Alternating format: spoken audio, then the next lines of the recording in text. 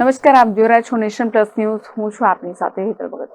છોટાઉદેપુર તાલુકાના કોલી ગામે એકી સાથે 3 મકાનોમાં આગ લાગી હોવાની ઘટના સામે આવી રહી છે, જેમાં મળસ્કે 4 વાગે લાગેલ આગે વિકરાળ સ્વરૂપ ધારણ કરતા આદિવાસી પરિવારોના 3 મકાનો આગમાં સ્વાહા થઈ ગયા છે. સદનસીબે કોઈ જાનહાનિ નહીં થઈ.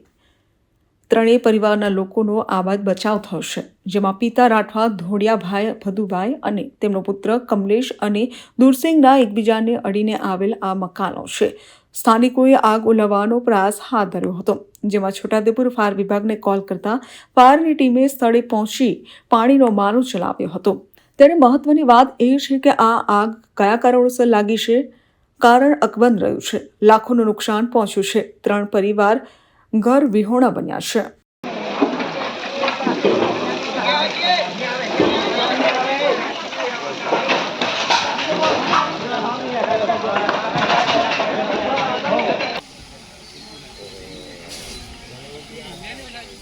કોલી ગામે મંદિર ફળિયામાં આશરે સવારે 4 વાગ્યાની સુમારે ધોડિયાભાઈ ભતુભાઈના ઘરે આગ લાગી એ જાણ મળતા તરત જ ભતુભાઈ પર ગામના લોકોએ ફોન કર્યો.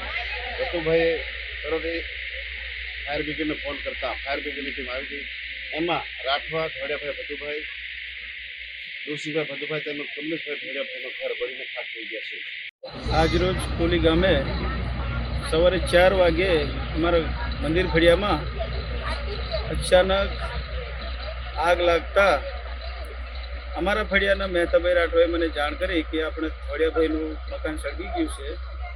તો હું તાત્કાલિક ફાયર બ્રિગેડ ટીમને જાણ કરી અને ફાયર બ્રિગેડ ટીમ અહીંયા આવી અને ઘર બચાવની પ્રક્રિયા ચાલુ કરી દીધી છે.